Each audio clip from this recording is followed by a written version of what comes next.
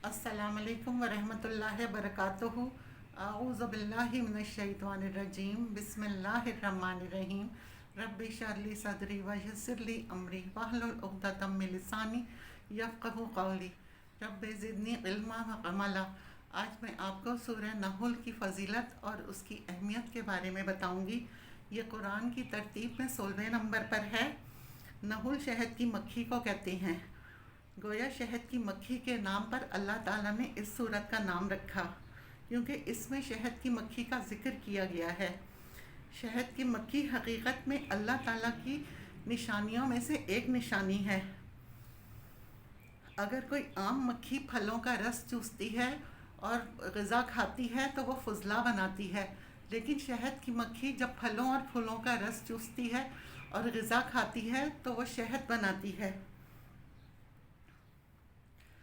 इसका कुरान ने कहा है शिफा और लिन्नास, के लोगों के लिए इसमें शिफा है, हर बीमारी की शिफा।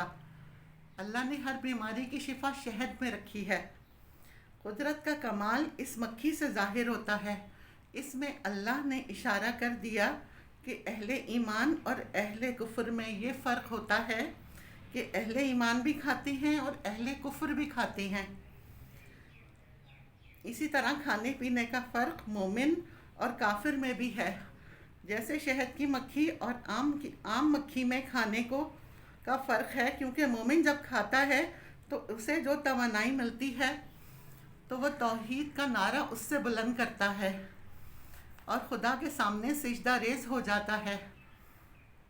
काफिर जब खाता है तो वह शिर्क का कूड़ा करकट बनता है।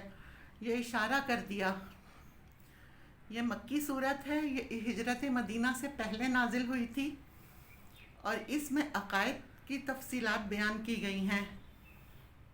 इस सूरत में अल्लाह ताला ने फरमाया, इन्नल्लाहा यामुरु बिल अदली वल इहसान व इताइ ज़िल क़ुरबा व यन्हा अनिल फ़हशाइ वल मुनकर वल बग़य याइज़ुकुम लअल्लकुम तज़क्करून। बेशक अल्लाह अदल और एहसान करने का हुक्म देता है और रिश्तेदारों को हुक्म देता है, और वो बेहयाई और बुरी बात से मना करता है और सरकशी से।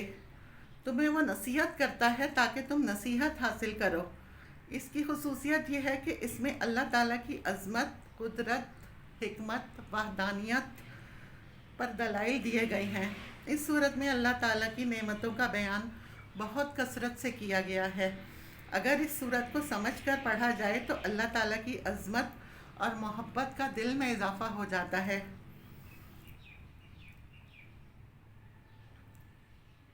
इसमें जिन अकायद पर ज़िक्र किया गया है, नंबर 1, इसमें जानवरों से हासिल होने वाले फ़वाइद बयान किए गए हैं। नंबर 2, जिन्होंने दुनिया में नेक काम किए उनके लिए आखिरत की भलाई। नंबर 3, फरिश्ते कुफ़ार की जान इस तरह निकालते हैं और मुत्तकी और परहेज़गारों की जान किस तरह निकालते हैं। नंबर 4, सरकार दो आलम सल्लल्लाहु अलैहि वसल्लम और सहाबा कराम रज़ी अल्लाह ताला अन्हु को अज़ियत देने वाले कुफ़ार मक्का से डराया गया है। नंबर 5, बेटी की विलादत पर कुफ़ार का तर्ज़ अमल बयान किया गया है। नंबर 6, हशर के मैदान में कुफ़ार की बुरी आदत ज़िक्र की गई है। नंबर 7, अहद यानी वादा और कस्में ना तोड़ने का हुक्म दिया गया है। नंबर 8, कुरान मजीद के बारे में कुफ़ार के शहादत को रद्द किया गया है। नंबर 9, अपनी तरफ से चीज़ों को हराम या हलाल कहकर इसकी मुनासबत अल्लाह की तरफ करने की मुमानियत फरमाई गई है। नंबर 10, हज़रत इब्राहीम अलैहिस्सलाम की शान बयान की गई है। नंबर 11, नेकी के दावत देने के इंतहाई अहम उसूल बयान किए गए हैं इसमें। ये थी सूरह नहुल। इसके बेनिफिट हैं, इसमें दुश्मनों से हिफाजत का अस्कीर नुक्सा है। अगर दुश्मन सताते हैं या परेशान करते हैं तो वह अकेला या कई लोग मिलकर 8 मरतबा इसकी तिलावत करें। एक ही नशिस्त में ये करनी है, फिर दुआ कर लें तो अल्लाह ताला उसे दुश्मनों से महफूज रखेंगे। ایسا ہزار بن جائے گا کہ دشمن تابے دار ہو جائے گا، اگر تابے دار نہیں ہوگا تو ذلیل و رسوا ہوگا اور پیچھا چھوڑ دے گا۔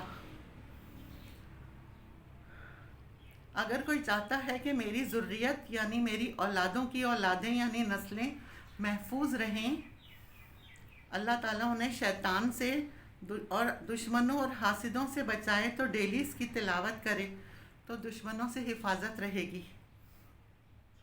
کوئی جگہ ہے، کوئی مکان ہے، کوئی کھیت ہے یا کوئی باغ ہے یا کوئی پلاٹ ہے، اگر یہ صورت لکھ کر وہاں پر لٹکا دی جائے، اللہ تعالیٰ غیب سے وہاں مدد بھیجتے ہیں، بھلے وہاں چوکیدار نہ ہو تو اللہ اس کے ذریعے حفاظت کرتے رہتی ہیں۔